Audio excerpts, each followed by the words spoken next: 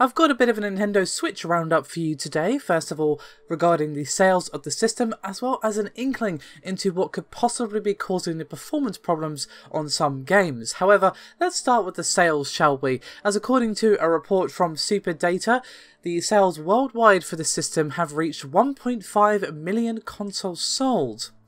Now, according to GamesIndustry.biz, that figure does comprise international sales recorded mostly during the console's first week.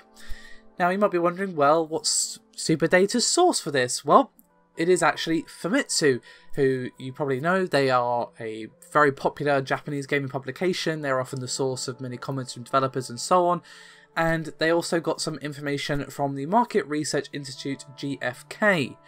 Now, the breakdown of sales is actually quite interesting, as it has 500,000 in the US, based on SuperData's own estimate, and in Japan, the Nintendo Switch has sold 360,000 consoles, and that number is from Famitsu. However, outside of these two regions, the data does get a lot more murky, but it still gives an interesting snapshot into what's happening with the Switch. Now, according to a sort of hybrid between SuperData's findings and that of GfK, the sales in Europe actually closely trail that of Japan, so we can safely assume it's in the 300,000 range to 350,000 range somewhere. So yeah, not too bad. Basically put them in a rough third place.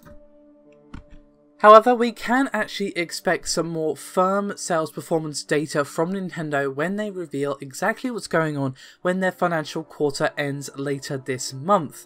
Now, of course, Nintendo have previously said that they fully expect to ship 2 million units by the end of the first month on sale.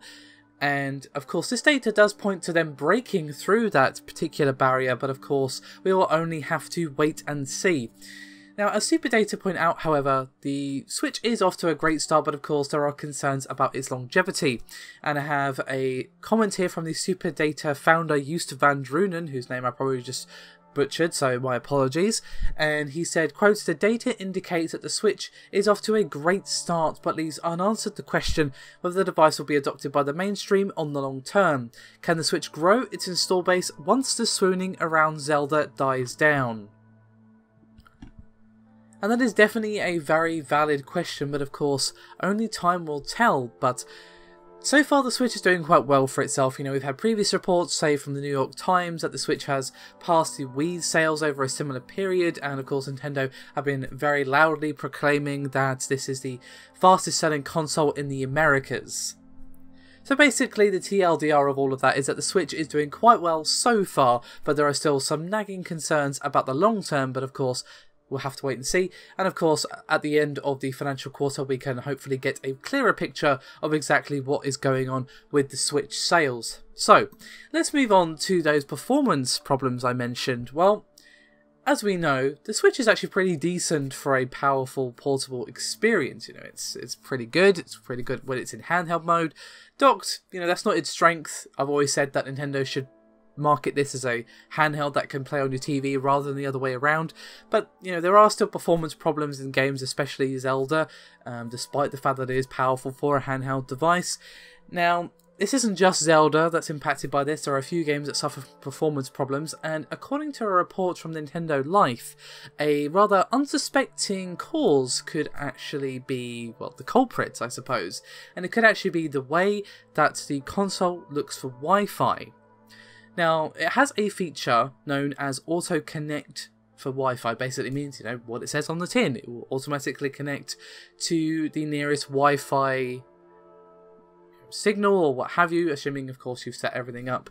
And basically, even if you've already connected to a Wi-Fi hub or what have you, it will still continue to search like pretty much any device on the planet. And basically, while you're playing a game, under the hood in the background, in a way that obviously you're not seeing, it is continuing to search for this Wi-Fi via Auto Connect, and basically that is causing the frame rate to actually drop.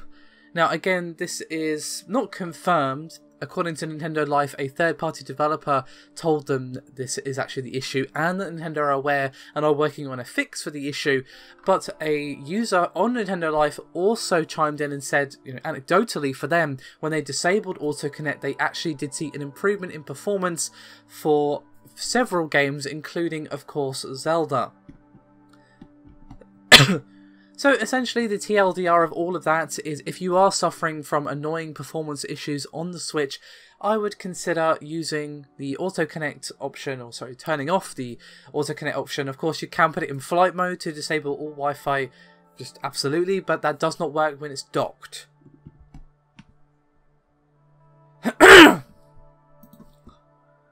So do keep that in mind, but for those of you playing mainly on handheld mode, which I would argue many people are because that is one of the Switch's main strengths, putting it in flight mode or turning off auto connect will hopefully get a few more frames and just an overall smoother experience for you for Zelda and the various other launch titles.